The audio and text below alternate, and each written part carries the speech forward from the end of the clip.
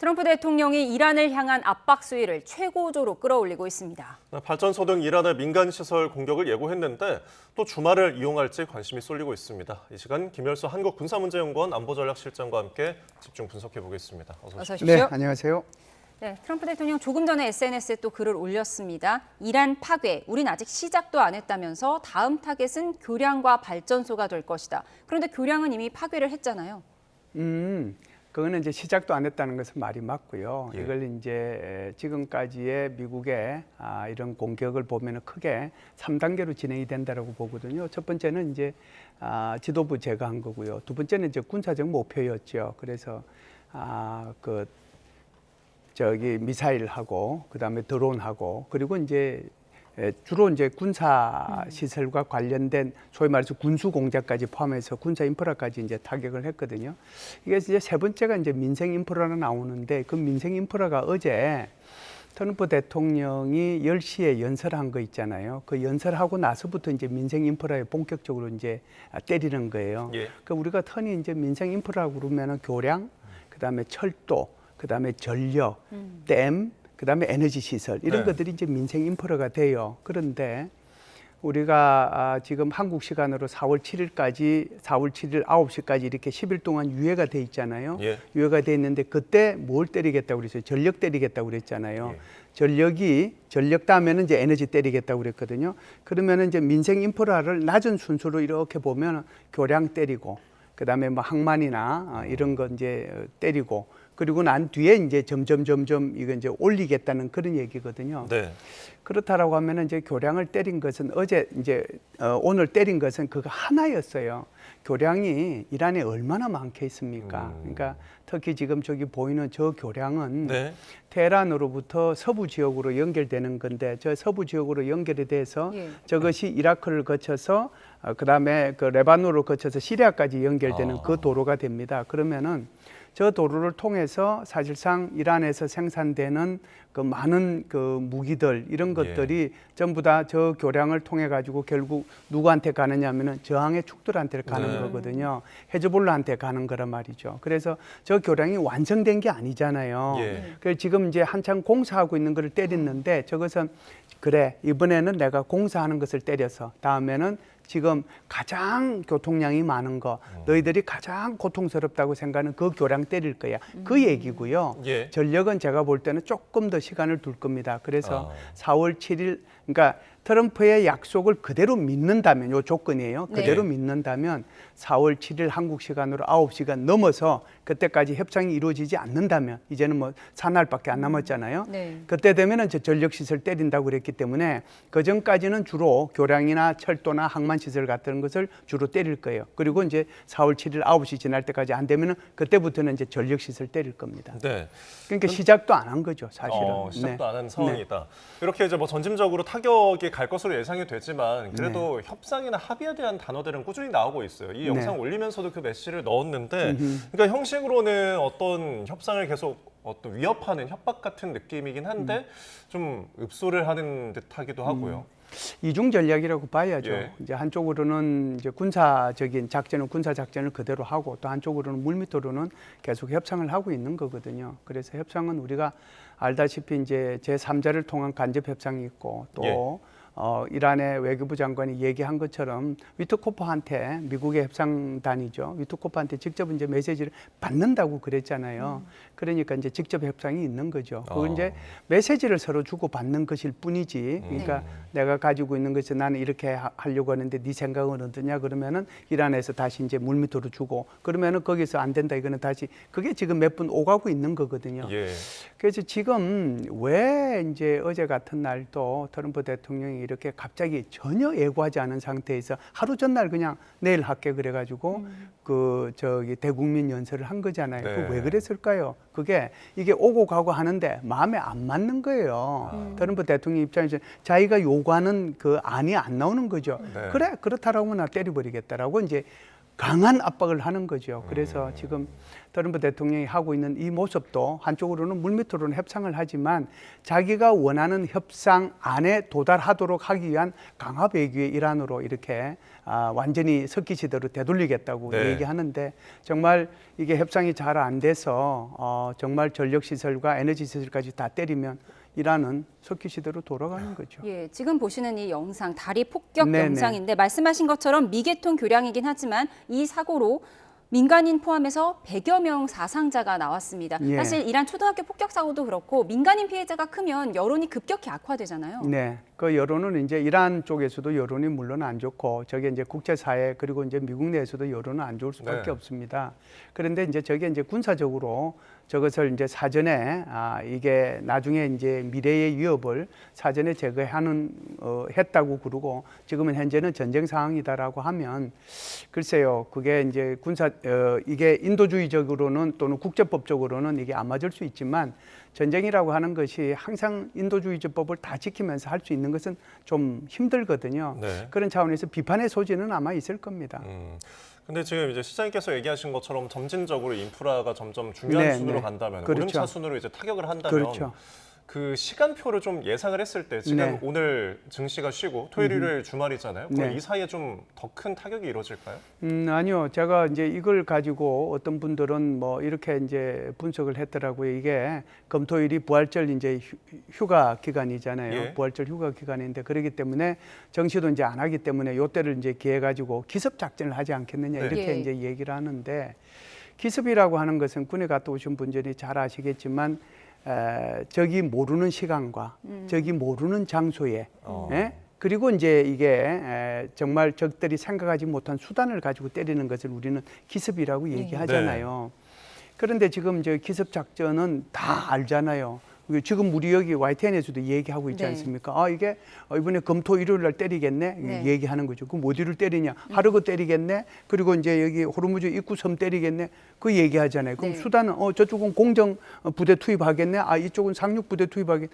이게 무슨 기습 작전이에요? 안 되는 거죠. 예. 그래서 제가 볼 때는 때리긴 때리는데 아마 지금 미국이 굉장히 고민하고 있을 겁니다. 과연 이게 공정 작전을 수행하고 상륙 작전까지 해야 될 건가? 네. 정말 안 해야 될 건가? 여기에 대한 고민이 많을 텐데 네. 그 고민의 결정적인 것은 거기 가서 뭐 점령하고 하는 것은 문제가 아니에요. 예. 문제는 거기 들어가서 점령을 하고 나서 그 뒤에 얼마만큼 이것을 오랫동안 확보할 수 있느냐가 문제인데 그게 안 된다는 거죠. 특히 하르그섬 같은 경우에는 이란 본토로부터 24km밖에 안 떨어져 있는데 이란에서 포병 사격 거리거든요. 네. 거기에 이제 보석의 왕관이라고 하는 그게 막 떨어져서 불나면 거기에 2,000명의 공정부대가 들어갔어요. 그 미군 부대들은 어떻게 되겠어요? 거기에 여의도 7배 크기만한 섬밖에 안 돼요. 예. 조그만 섬이에요. 숨을 데도 없어요. 나무가 있어요? 뭐가 있어요? 그러니까 이것 때문에 지금 미국이 계속 고민하고 압박을 가하고 있는 거고 예. 그래서 이제 여기에 막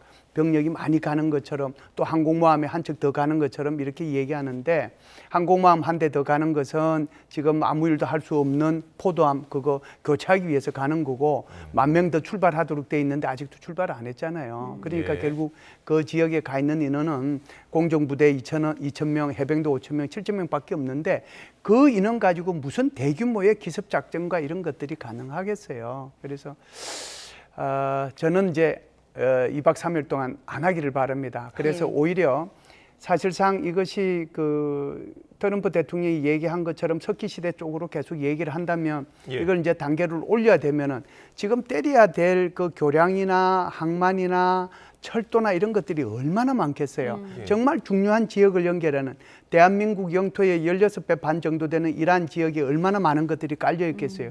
그것만 때려도 2박 3일 동안 힘들어요. 그리고 이제 지금 제가 말씀드렸다시피 7일 날 오전 9시까지 아무런 네. 진전이 없으면 그때는 전력시설로 넘어가는 거거든요. 예. 그러니까 미 증시가 쉬는 금토일 연휴긴 하지만 이번 연휴에는 그렇게 하르그섬 지상군 침공 같은 것은 일어나지 않을 것이다 예상을 주셨는데 있는데 요거요. 예. 이게 혹시 맞으면은 제가 여기 YTN 앞에다 거적 하나 깔겠습니다. 예.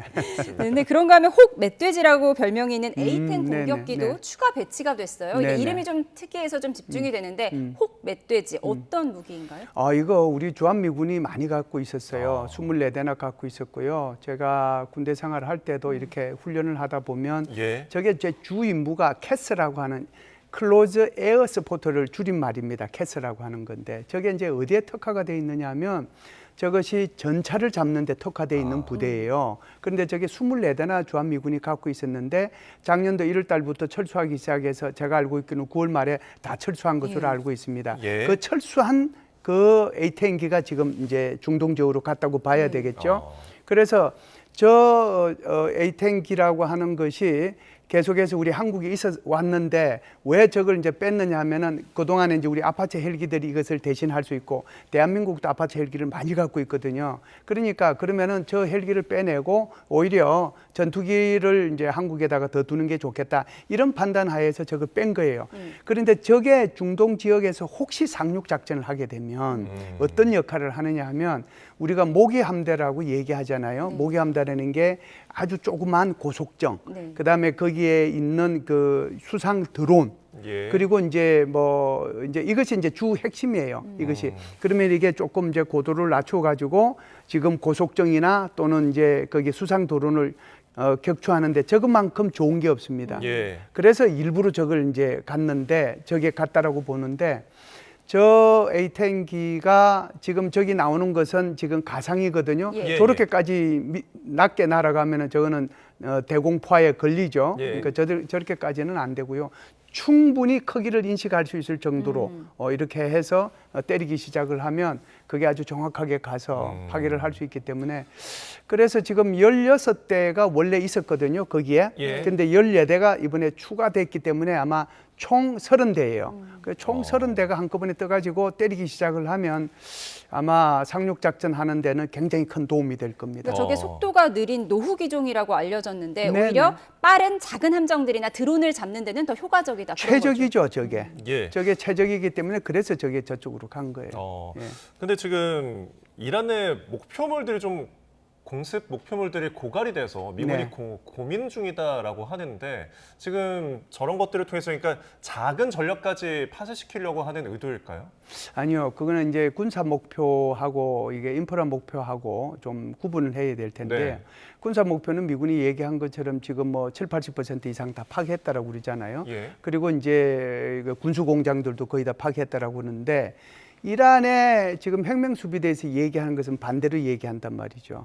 우리가 너희들 모르는 아주 그런 장소에 은닉해가지고 동굴 속에 그리고 이제 이 터널 속에 이런 것들이 다 있다. 심지어 군수 공장도 그렇게 돼 있다. 마치 이제 북한이 돼 있는 것처럼 그런 식으로 돼 있다. 이런 얘기거든요. 그러니까 이게 사실상 지상에 있는 것은 좀 찾기가 쉽잖아요. 여러 가지 이제 이 위에 떠 있는 위성이라든지 그렇지 않으면은 그 고고도 정찰기라든지 그렇지 않으면 드론이라든지 이런 것들을 통해 가지고 파악을 할 수 있는데 네. 이게 터널 속에 들어가 있거나 동굴 속에 들어가 있는 것은 이걸 파악하기가 힘든 거예요. 그러니까 지금 이란의 입장에서는 그 속에 들어있는 것을 꺼내 가지고 지금 쓰고 있는 그런 상황이거든요. 그렇기 때문에 미국 입장에서 보면은 이런 지상에 나와 있는 군사 인프라를 때리는 데는 이제 좀 힘들다, 한계가 있다 이렇게 얘기하는 거고 민생 인프라는 뭐 수없이 널려 있죠, 사실은. 예. 네. 네, 그런가 하면 전쟁 중에는 장수를 안 바꾼다고 하는데 네. 미국의 육군 참모총장이 경질이 됐습니다. 근데 추정되는 이유가 좀 황당하더라고요.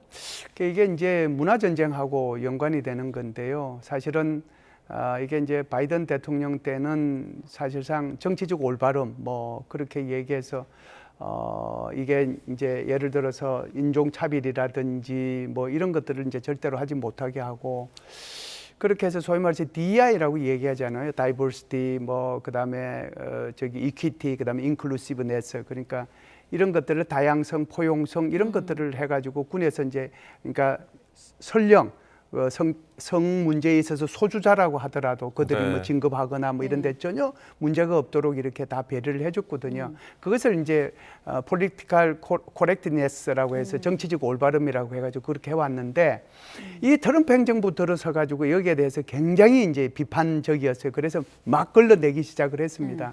그런데 지금 이제 굳이 얘기를 한다면 예. 지금 이제 육군 총장 같은 경우에는 바이든 대통령 때 이제 임명이 됐던 사람이고 그래서 이제 어떻게 보면은 뭐 지금 헤그세스 장관이나 트럼프 대통령 입장에서 보면은 눈에 가시처럼 이렇게 보였던 인물이죠.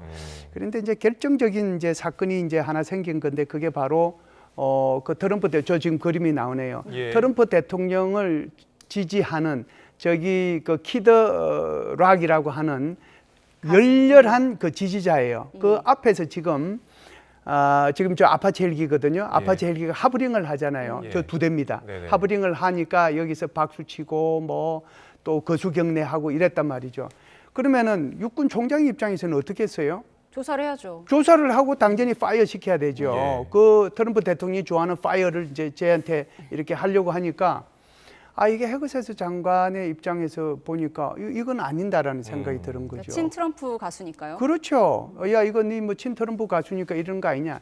저건 사실상 말이 안 되는 거죠. 네. 세상에 저 헬기 저 몬 조종사는 대한민국 같으면 뭐 벌써 이제 난리가 났을 텐데 어찌 됐든 그러다 보니까 조사하겠다라고 그러고 이러다 보니까 이제 헤그세스 장관이 그것도 SNS 통해 가지고 야, 그러면은 뭐 원위치 안 된다고 조사해서도 안 되고 그러다 보니까 이제 제일 수장인 육군 참모총장은 이 기회를 통해서 잘라버렸거든요. 예. 참고적으로 말씀을 드리면요, 육군 참모총장이라고 하는 것은 각군 참모총장은 군 정권을 행사하는 사람이지 군령권을 행사하는 사람은 아닙니다. 그렇기 때문에 이번에 이란 전쟁과는 아무런 관계가 없어요. 예. 그러니까 군 정권을 행사하는 사람은 대통령 그리고 국방부 장관 예. 그리고 각 이제 그 지역별로 있는 통합사령부예요. 그러니까 지금 같으면은 대통령, 국방부 장관 그리고 중부사령부가 해당이 되죠. 합참의장도 그냥 조만 하는 거지 합참의장이 군령권이 없기 때문에 관여 못하는 거고 각군 총장도 전혀 여기 군령권에는 관여 못해요. 그래서 예. 인사권하고 교육, 훈련 이것만 담당하는 거예요. 네. 그래서 이거는 전쟁하고는 전혀 관계없는 오히려 정치적인 이유로 파이어가 됐다 이렇게 보시면 됩니다. 예, 좀 상식적이지 않은 일들이 지금 네. 벌어나고 있다라고 진단 주셨습니다. 지금 이란의 어떤 그 반격도 좀 만만치가 않은 것 같은데 미국의 철강 알루미늄 공장도 공격을 하고 지금 네. 전해지는 소식으로는 그러니까 이란의 주장인데 뭐 F-35도 격추시켰다 그러고요. 그리고 미군의 사드 레이더 등 피해 입었습니다. 이란이 공격이 지금 통하고 있는 어떤 방증으로 보이는데 네. 군사력이 예상보다 조금 어떤 강한 걸까요? 네, 그렇게 생각할 수도 있겠습니다. 그러니까 우리가 이제 미군이 100개 표적을 가지고 100개 표적에 다 이제 파괴를 했다라고 하는 것은 신문에 안 나오잖아요. 예. 별로 이제 큰 관심도 없고 뭐 당연한 거다라고 하는데 이란이 10개 표적에 대해서 9개는 이제 쐈는데 그게 이제 드론에 의해서 격추되고 1개가 가가지고 이제 어떻게 이제 목표에 딱 맞아 떨어지면 그것은 이제 대문짝망하게 나는 거거든요. 예. 그러니까 지금 이란이 지금 당하고 있는 수많은 그런 피격 사실에 대해서는 우리가 잘 모르는 거고 오히려 지금 이란이 미군의 어떤 그 F-35라든지 그 레이더라든지 이런 것들에 대해서 피해를 입히는 것은 굉장히 크게 나고 있는 그런 상황이죠. 지금 말씀하신 것처럼 왜 이런 상황이 생기느냐 하면 이것은 이란이 영리하게 이 전쟁을 시작했다라고 볼 수는 있어요. 처음에는 이제 좀 질이 떨어지는 드론이라든지 좀 단거리 미사일을 주로 이렇게 걸프 지역에 있는 미군 기지나 또는 걸프 국가를 향해서 쐈을 때 거기에 수많은 미군의 또는 그 자국들이 가지고 있는 방공 무기가 있었잖아요. 네. 그거를 소진을 시켰단 말이죠. 그게 소진을 시키니까 상대적으로 방공망이 떨어지는 거죠. 방공망이 떨어지니까 주일 미군 거, 주한 미군 거 이제 방공망이 그쪽으로 갈 수밖에 없는 거잖아요. 그러다 보니까 이제 계속해서 이제 그때부터 본격적으로 이란은 더 정밀한 무기 체계를 가지고 때리는데 중요한 건 이거보다 더 중요한 게 있어요. 예. 뭐냐? 그전에는 이게 막 떨어지는데 여기 이 지역에 떨어져야 되는데 뭐 한 1km 떨어져서 떨어지고 뭐 한 500m 건너가서 떨어지고 했는데 지금은 거의 그대로 떨어지는데 이게 왜 이런 일이 일어나느냐? 러시아가 정확한 정보를 제공하기 때문에 그래요. 그래서 지금 이런 상황이 발생하는 거예요. 그래서 이제 F-35가 한 번 더 격추됐다는 것은 저건 좀 추가적인 분석은 필요합니다. 예. 정말 격추가 된 건지 그렇지 않으면 지난번처럼 착륙은 했는 건지 왜 또 F-35가 스텔스기인데 저게 격추될 정도로 그렇게 된 건지 예. 정말 이제 완전히 방공망이 무력화됐다고 해서 너무나 그 낮은 고도로 이렇게 이동을 하면서 전투를 한 것은 아닌지 이런 데 대한 분석은 추가적으로 필요할 것 같아요. 예, 러시아가 배후에 있는 것 같다라고 네. 분석을 하셨어요. 그런가 하면 설마 했던 호르무즈 통행료 점점 더 구체화하고 있는데 뭐 한 척당 대략 30억 원을 받을 것이고 중국의 위안화나 가상화폐로 받을 것이다. 이 얘기는 어제 전해드렸고 오늘 새로 나온 얘기를 보면 이란과 오만이 같이 규칙을 만든다는 네네. 거예요? 예, 이란과 오만이 이제 같이 규칙 만드는 것은 이것은 이제 역사를 좀 찾아보니까 오래됐더라고요.